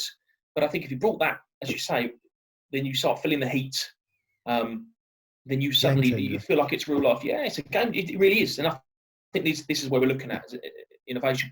Because I think if you look at your learning styles, well, 90% it's actually getting in and doing it. That's where you retain 90% of information. Is getting involved. That's how. That's 90% of the people.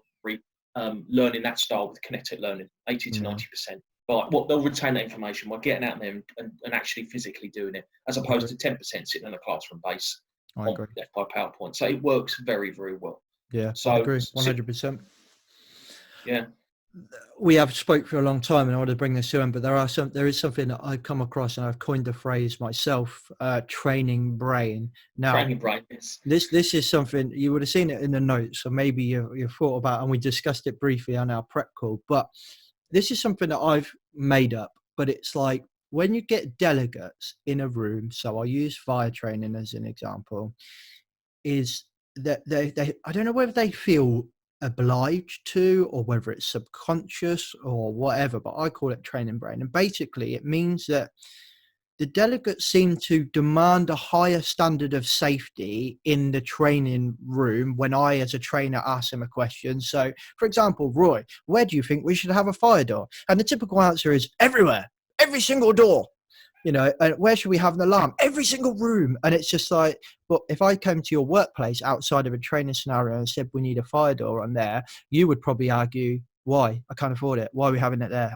Do I actually need it there? Well, no, you don't really. But when we're in a training scenario, people seem to want to demand, or they feel like they should answer a higher standard when I don't think it's in relative's not a word. I don't think, not the right word. I don't think it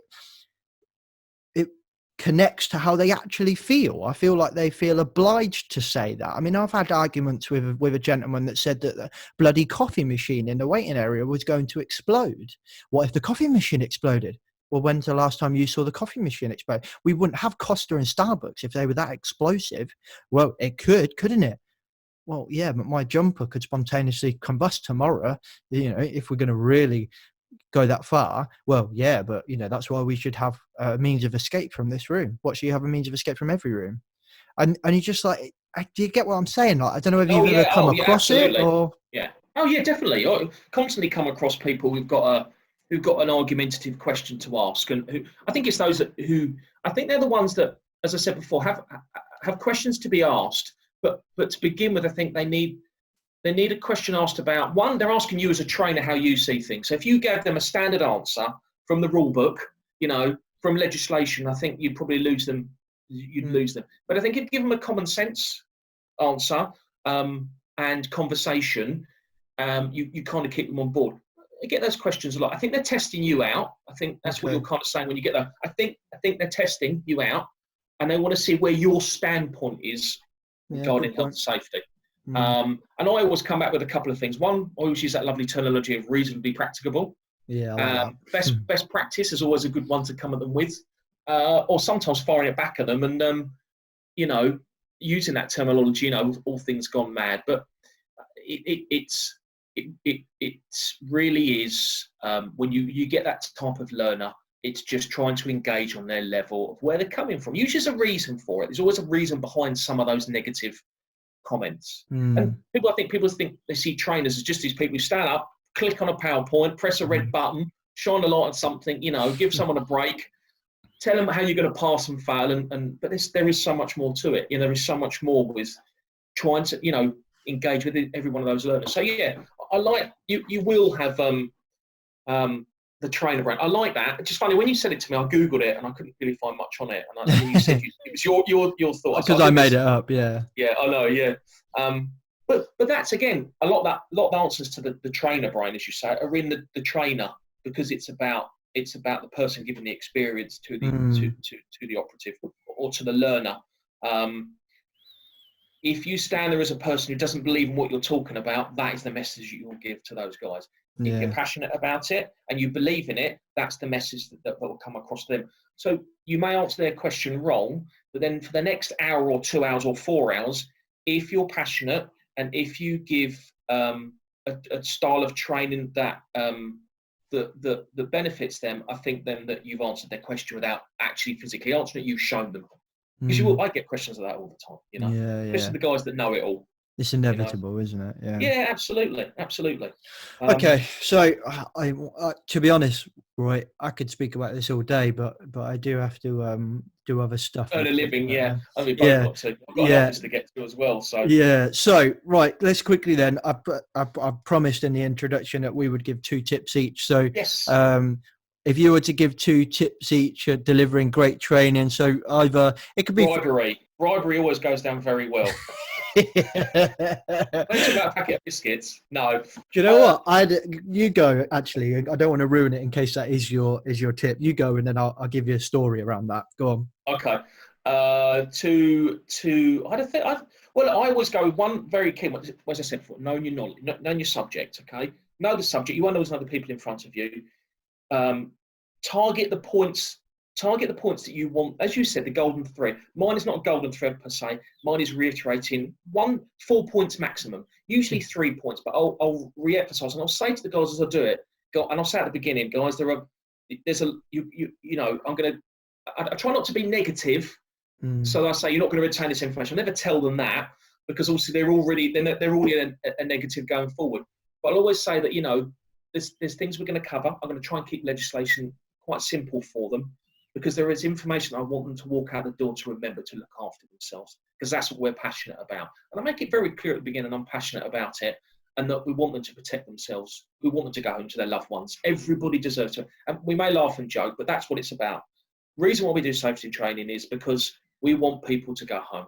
We all go to work with the intention of going home at the end of it. And to me, everything we do in health and safety is guided around that, and training is an effective part of that. So I'll try and give them 4 points, up to 4 points, that I feel are key, that I want them to retain, that they can go away and they can speak to their peers about, they can speak to the youngsters, and pass that information on. So that's one thing I do. And the other one is I think we've kind of summarised a lot of what we said. It's about engaging with your learners. Don't make them feel that they want to look up to you and they want to respect you, but at the same time, it works both ways. I think your learner wants to feel that you respect their point and what they've got to say. So find a common goal, praise where you can. If someone makes a good point, you may not agree with it, but praise it. Because it's not just about your thought, it's about theirs. Unless they're coming away from legislation, they've got it wrong. It's about praise. I went on a course recently, once again, no names. I'm not even going to say what course it was. But within 3 minutes, as we said, I knew that the trainer didn't really know their subject matter. And I listened for the next sort of hour, and then I chucked a couple of questions out there I knew the answers to, and they got them wrong.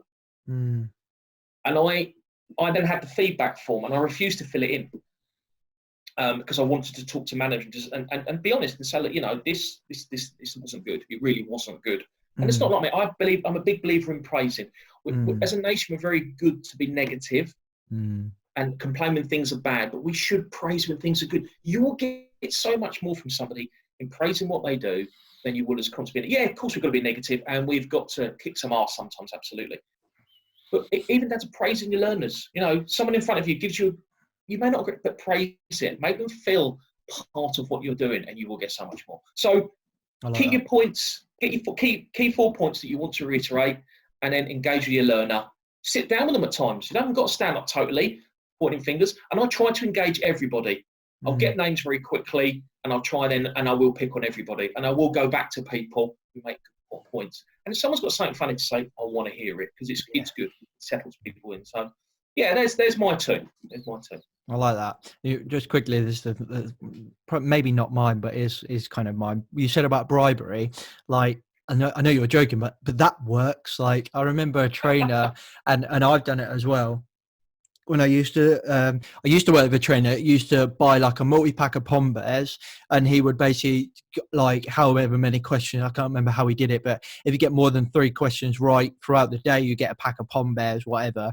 And then when I started delivering IOSH Rebranding Safety, I used to put a picture of my dog on the screen and say, this is my dog, mister. There's nothing to do with this training course. However, throughout the rest of the course, I will treat you like my dog. And just let it sit there, simmer, because most people are offended at that point, which is what I like to do. And I would buy a tub of Celebrations or something like that and just put a label on it saying dog treats. And most people would be like, where is he going with this? And I would say the point is that my dog gets more praise than he does negative. So we train my dog, and still do, on positive reinforcement. So if you get something right today, or I'm impressed by something you say, I'm gonna give you the box of chocolates. You take yourself a chocolate, and they're all like, oh, okay. And it's that's a brilliant idea. Yeah. It's fun throughout the day. You'd be like, if someone wants to say something, and you'd be like, you look like you're going to say something. Come on, what is it?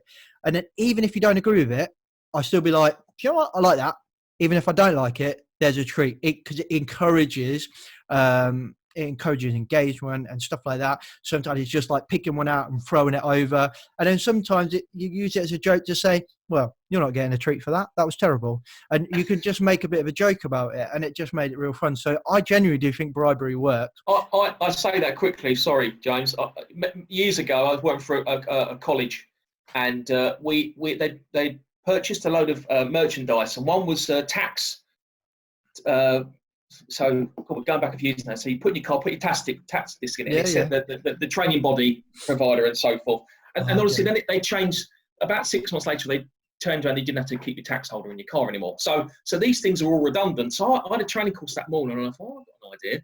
And I had all these things. And I took them out, and every time someone got something right positive, they were given one, and they loved it. Tax disc holder, fantastic. These things are awful. But they loved it. But what I'd do is if they got something wrong, I'd take it away from them. And that went down well as well. Yeah. So, yeah, well, it does work. It does work. It does like work. A child, yeah.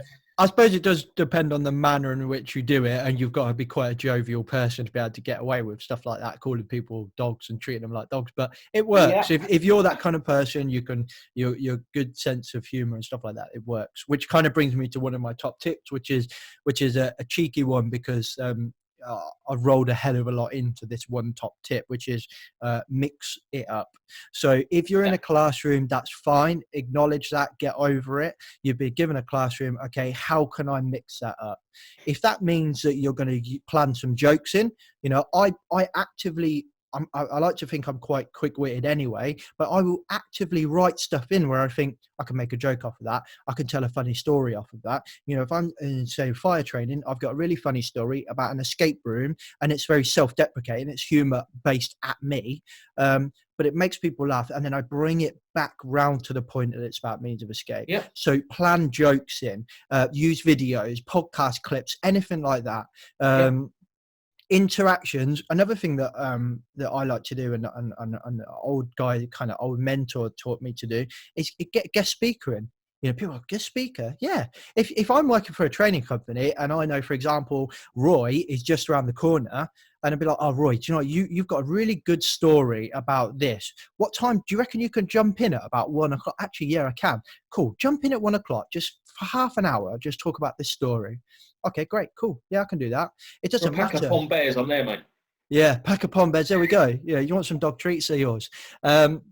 So, things like that, get some different people in. If you use an external trainers, can you get your internal safety professional to pop in and out and just give internal related stories or something like that? Mix it up. The same voice all day is boring. So if you can make group think, I think they call it group think, something like that. Yeah, the same voice.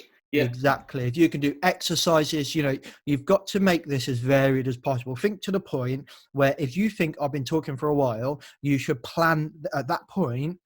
Change. It's an exercise, not a change in subject. You're doing an exercise.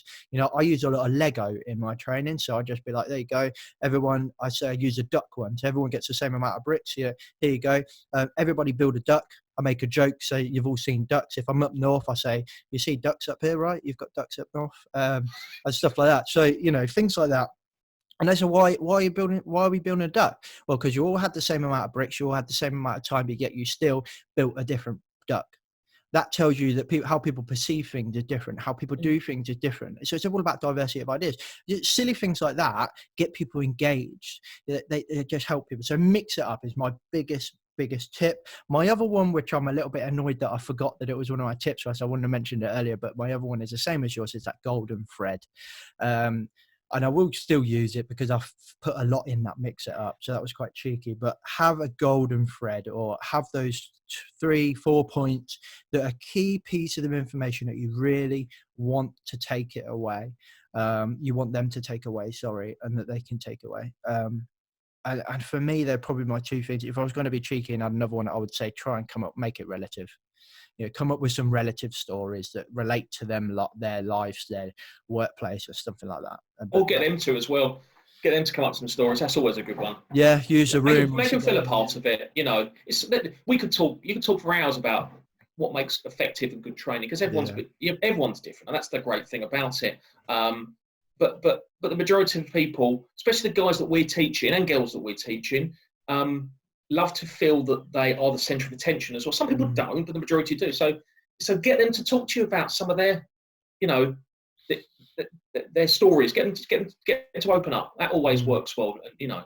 Yeah. Yeah. There's some good thoughts there. I like the bribery one, definitely. I might have to, that's good. I've got loads Yeah. of if the whole podcast was just about tips for training, I've got so many up my sleeve I'd love to tell people about. I'd sit here all day, but like you say, we have to go and earn some money. But yeah, okay, mate. Do you know what? I'm really gutted. I genuinely just want to continue this. I know there's so much more. You're talking now. There's thinking, I haven't said that, and there's this I want to talk about. You know, I kind of feel like we kind of talked about stuff, but we never come to a kind of focal point. But you know, I think to me, you know, it's about effective training is what we're kind of looking at, and I just think it should be higher on our agenda about educating people. You know, external, internal. There's good arguments for both, but I think you get more positive results with internal using external as well. It drives costs down, but also can put costs in because you're looking after subcontractors and, you know, training for clients and stuff as well. I agree. I think. Go on, mate. Sorry. No, go. I think you're right. We have covered a lot of stuff. We've skimmed over a lot of stuff, and that is unfortunately the nature of these short.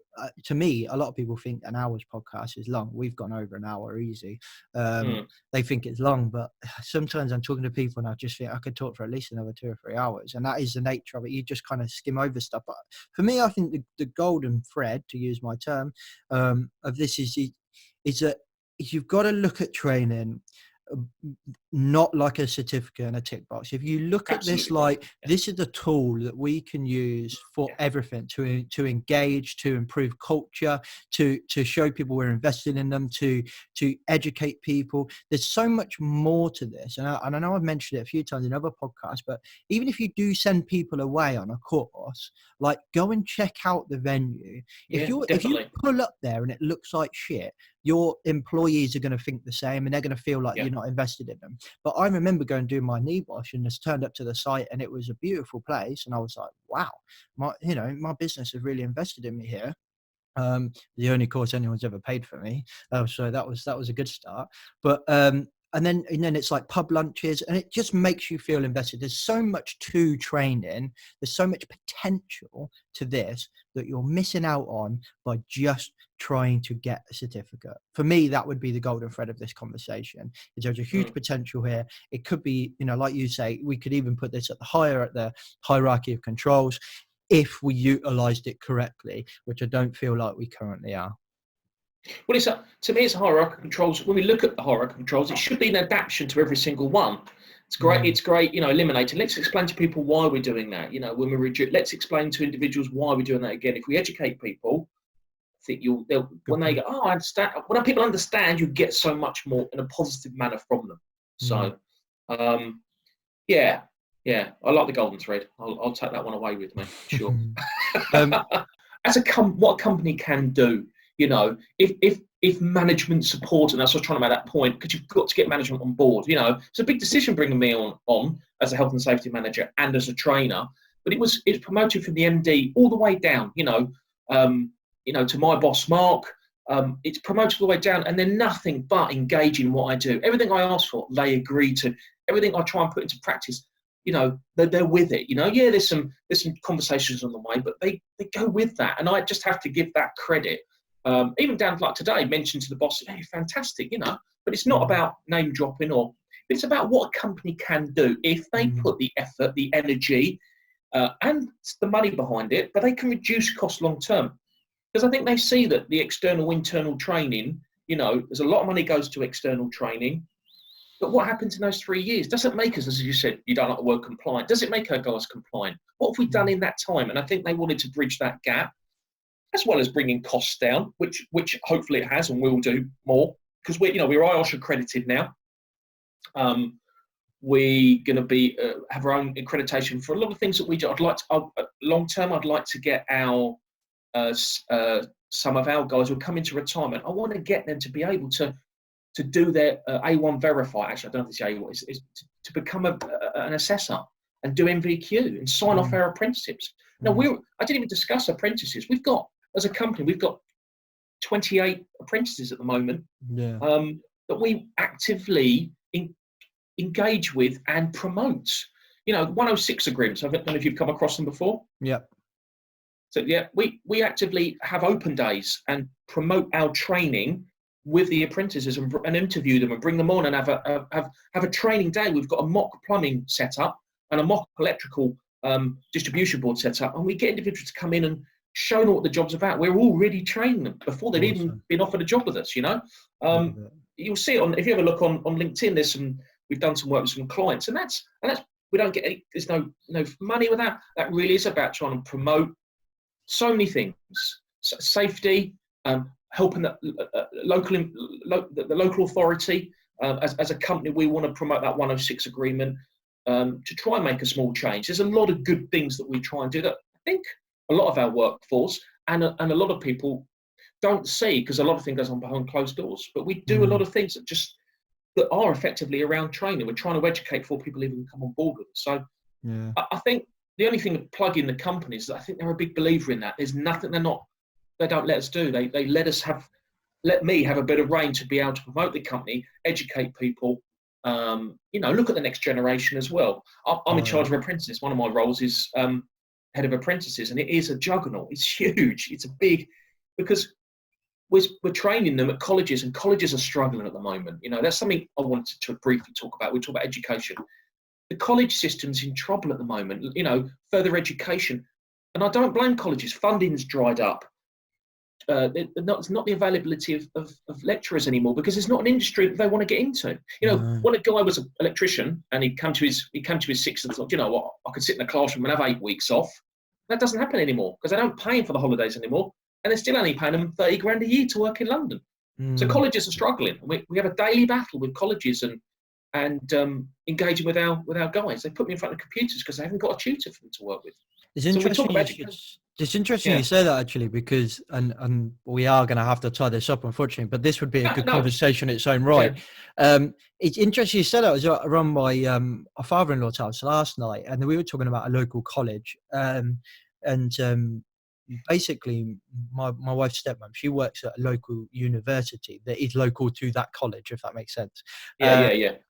And she gets all the ins and outs, and basically this college had the Ofsted report, and they were like torn to pieces with health and safety. And to kind of put another point in, and I'll bring them together in a second, it's a friend of ours, is a teacher, and I asked him a question once: when you're like going on like a school trip or something, do you like do your risk assessments and stuff like that? She's, oh yeah, we send somebody. I said, do you get the kids involved? She said, no. That'd be a nightmare. And it's a missed opportunity. And it's the same with this college. It's like, okay, you failed your Ofsted report or whatever. I've never worked in education, so I don't know how it works, but you've not done well in your Ofsted report for health and safety because students not wearing their PPE. And the shame, this college specializes in 2 of the industries that are the worst for health and safety, which is agriculture and construction. And it's a shame. And I just think you're missing an opportunity here to actually engage with these kids and make them the next generation that actually go to the construction site in 2 years' time, demand better out of businesses, demand better out of existing builders, and force the industry to be better. And primary schools and junior schools are the same. Why are we not engaging with kids and getting them to do risk assessments when we're going away? Hey kids, we're going to, I don't know, local country park. We're going to have a think about the risk. What do you think is a little bit more dangerous in the park that's safer in the classroom? We could trip over, miss. And think about the conversation. You're not teaching them how to do a risk assessment, but you are teaching them how to do a risk assessment because they're doing it in their head. We're missing such a big opportunity in education. And you're right, this could be a conversation in its own right. And it's something I'm hugely passionate about.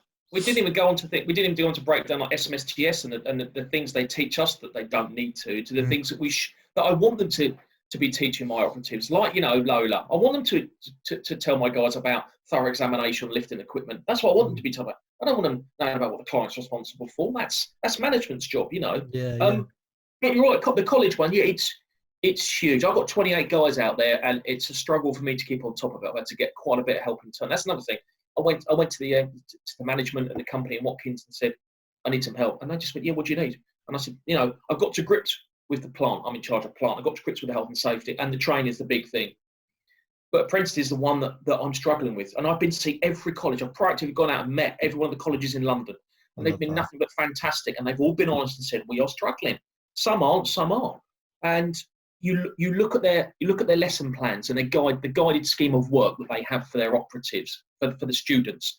And they miss all of that stuff. They do health and safety, but all they do is Health and Safety at Work Act, management regs. You know, they don't talk about risk assessment and get them involved. You know, get them involved in the risk assessment and the fire plans, and they don't. You know, even down to method statements. Is because some of these kids are very, very clever, and I'm sure they got some real innovative ideas that, let's be honest, us guys, especially myself, my kids are teaching me things. This is my first podcast. You know, and these, you know, I had to ask my 16-year-old, I went, yeah, Dad, it's this, this, and this. Fantastic. You know, so why are we not engaging with these guys? You know, why are we not engaging about it? I was worried about you logging on, and daughter went, there you go, Dad, I'm off to school. See you later. So you're right. Why do we still live in this thought process that we know best, and that operatives, students don't know anything, where they can give us so much and educate us as well. Yeah. So yeah, but it is the education thing in that, right? It's a big thing. Yeah. And I'm a massive advocate for that. Kids are more intelligent than what we give them, 100%. And I'm going to have to end it here with this one last story. Yeah, okay, mate. Yeah, because I've got a call in 5 minutes. So it's but I went to a local college to try and encourage. They were doing like a careers day, and I said, I dropped them an email. I just said, hey, look, you might not, you know, I understand the perception of health and safety. You might not want me to come along, but I'd love to come along and explain to kids how we need young people in the industry. I do it for free. I come along. I just give a presentation of my career, what it's given me, blah blah blah, and it was probably one of the best things I've ever done. So I in my spare time, created a couple of like games for my training and stuff. I took one of those games there, kids tore it apart, gave me loads of really useful feedback. And, you know, in the future, I know exactly what that game's going to look like now. And maybe one day I'll sell it. But the kid was just like, well, this is shit. And I was just like, why is it shit? And they were telling me, and I was like, this is amazing. But the best bit was, I asked something around the lines of, what do you think of health and safety? And some kid went, well, I went to a caravan with my mum, and I got in the shower, and there was a sign in the shower that said, warning, wet surface might be slippery. And I was like, it's stupid, isn't it? And I was like, yes, mate, it is stupid. It is. Yeah. So did you not know that before you read that sign? He was like, no, obviously, I know it's going to be slippery. It's a shower. There you go. I was like, exactly. And that's why we need people like you to come and join this industry. The kids are intelligent. Let's utilize them a little bit more. Absolutely. On that note, thank you, Roy, for coming on. And thank you for coming on and telling us about what Watkins are doing. It really does sound like the way forward, which is amazing. Thank you very much for coming on. I'm 100% sure we could have you back on and talk about training for another 2-3 hours. We have gone way over the time that was in the diary. 2 hours, mate. Yeah, just under 2 hours. 2 hours. So maybe I'll split it into 2. But thank you very much. And you're welcome. Anytime we need me back, if it goes down well, we can do this again. There is always a lot to talk about with it. So. Yeah. Hope you found that interesting. I hope you found that useful. Roy was a great person to chat to. We're very similar on wavelength, which brings me to an interesting point. If you're listening to this, or you listen to any of our podcasts, you think, I don't really agree with James, I would like to have you on the podcast. I want somebody that doesn't agree with my methodology towards safety. It's a very kind of avoidance of paperwork. It's very kind of avoidance. It's a people-based system. It's not a systems-based system. Now, I don't mean to say that systems is better or people is better or vice versa. What I mean to say, that's just how I operate. But I would love to have somebody on that can debate in a professional manner without being offended, etc. Maybe have a bit of laugh and joke around it as well, because that's just what I love.